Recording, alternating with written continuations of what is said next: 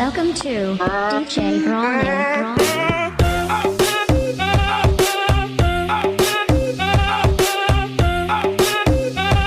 जहां पर कंपटीशन बहुत ज्यादा है, जहां पे मार्केट मची हुई है, और भी एक्सप्लोर करो, पर then they do not explore other options. क्यों? क्योंकि वहां पे डर लगता है। तो वहां पर एक चीज हमको रोक रही है, which is again primitive, link to the limbic system, that is fear. क्योंकि वहां पे अपने बेस पे कुछ करना पड़ेगा और घर वाले भी सपोर्ट नहीं करेंगे। मैं ठीक कह रहा हूं ना? प्रॉब्लम सब लोग रिलेट कर पा रहे हैं इस प्रॉब्लम से? उस रेस में भागना इज नॉट अ सोल्यूशन, क्योंकि अगर 4 बार इन्होंने ट्राई किया, उसके बाद भी अगर नहीं हुआ, तो ना ये यहां के रहे ना वहां के रहे। जो प्राइम एज है वो भी निकल गई, मोटिवेशन भी बिल्कुल खत्म हो गया लाइफ में।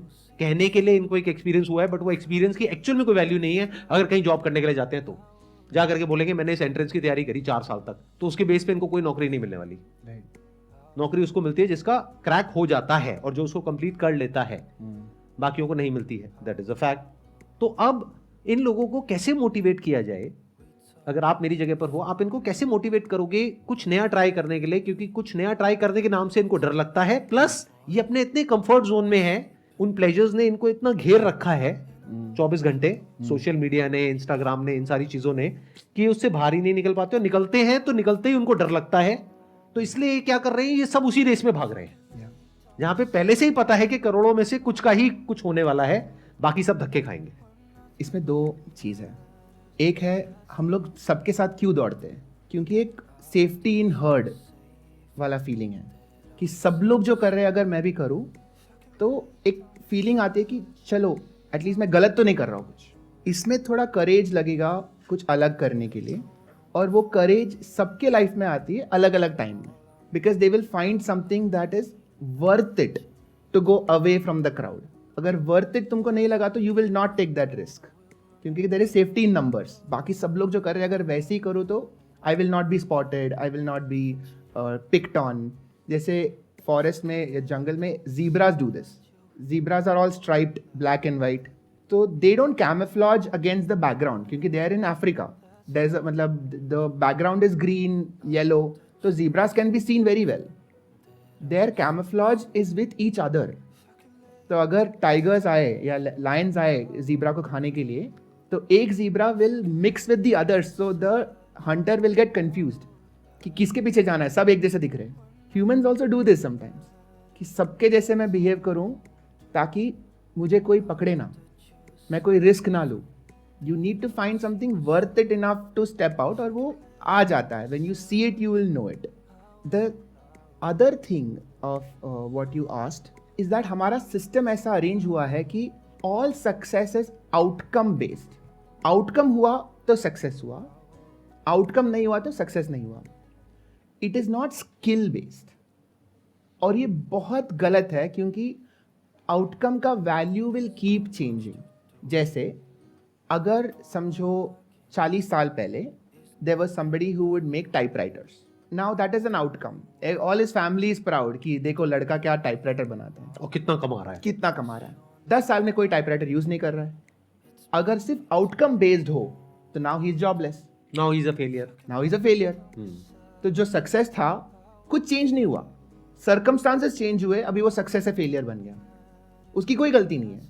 But suppose he is skill based, he knows how to manage mechanicals, he knows how to create things. Now he can create a phone, now he can create a laptop. Now जैसे science बढ़ता है he can keep on growing. तो skill based अगर आप focus कर रहे हो, everything changes. You have to think differently, you have to start thinking of तुम्हारा स्किल सेट क्या है। Forget about outcome, forget about the exam, how good are you at learning, forget about rank, how good are you at taking notes, क्योंकि वो reproducible है। Skills are transferable, outcomes are not. तो skills, आपका skill set लिख दो, like whatever you are good at, if you write down your skills, you have only 2 things to do in life. One is to improve each skill. So if you are good at communication, get better at communication. If you are good at planning, get better at planning. That is one. And you will find some job which requires those skill sets. And especially अभी आज के ज़माने में with AI and literally हर हफ्ता पूरा industry change हो रहा है।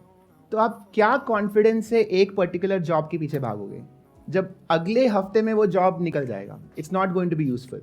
Nobody can advise us. Our parents don't know, our teachers don't know, I don't know. Nobody can advise you कि आपको ये जॉब जाना, ये सेफ है. कोई भी जॉब सेफ नहीं है. मेरा जॉब सेफ नहीं है. So what can you do then? You have to start chasing skills. That is the only way you can sustain. अभी तक ऐसा था, हमारे जो फील्ड्स है सोसाइटी में बहुत क्लियर कट डिफाइंड है. मेडिसिन हुआ, आर्किटेक्चर हुआ, इंजीनियरिंग हुआ, सिविल हुआ. But into the future, there will be more and more intersection. And जो लोग दो फील्ड में नॉलेज है, they will become very valuable. Right. तो you pick any two things, literally any two things. हम लोग के चाइल्डहुड में ऐसा बताया गया है कि हम लोग को एक जॉब करना है. So your identity becomes one job. आप क्या हो? आर्किटेक्ट. अच्छा ठीक. Everything else is a hobby. आप समझ रहे हो? आपके लाइफ में आप सोच सकते हो कि आपको आर्किटेक्चर करना है जॉब, बट आपको म्यूजिक पसंद है लेकिन वो हॉबी है. ये किसने कहा? This is a narrative. ये हमने खुद से बनाया है. ऐसा कुछ भगवान का वर्ड नहीं है कि तुम एक ही जॉब कर सकते हो. Now what is going to happen is there will be a time when some company will look for an architect who has experience in music. And तभी जब ढूंढने शुरू करोगे तो you will be the only one if you have taken music seriously. So you take any two fields, you mix them up. अगले 10 साल में उसका जॉब अपॉर्चुनिटी आने वाला है. Not even two, it could be even more than that. More, so the more you put, the rarer you become. Architects, 10 million architects, but only 50 architects who know music also. Or maybe tech. Or tech. And you add AI to it, there'll be one. So then you will be the only one in the world. A creative architect who is tech savvy and who is well versed with AI tools and platforms. AI tools. So जैसे coordinate system होता है ना, latitude, longitude, तो world में हर एक point का एक coordinate होता है कि that is a unique point. कि वो पॉइंट को अगर डिफाइन करना है तो you need 3 axes, x, y and z. तो then it becomes one unique point. So think of yourself like that कि आपका 3 कोऑर्डिनेट्स क्या है, that will make you a unique person. Architect तो बहुत है यार, but you add 2 more coordinates and you become equally good at all 3. Now suddenly you are the only one in the world.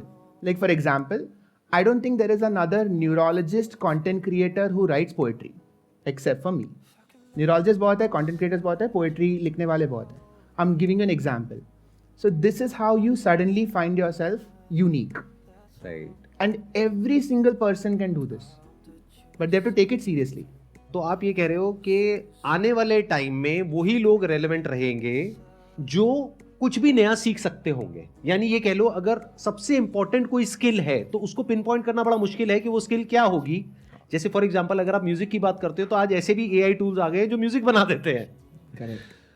One particular skill may not be that relevant, but if you have got the skill to acquire any skill for that matter, यानी कि if you can learn how to learn, that is going to be the most important skill in future. Perfect. Right? Perfect. Thank you so much यहाँ पर आने के लिए. Thank you. It was great meeting you.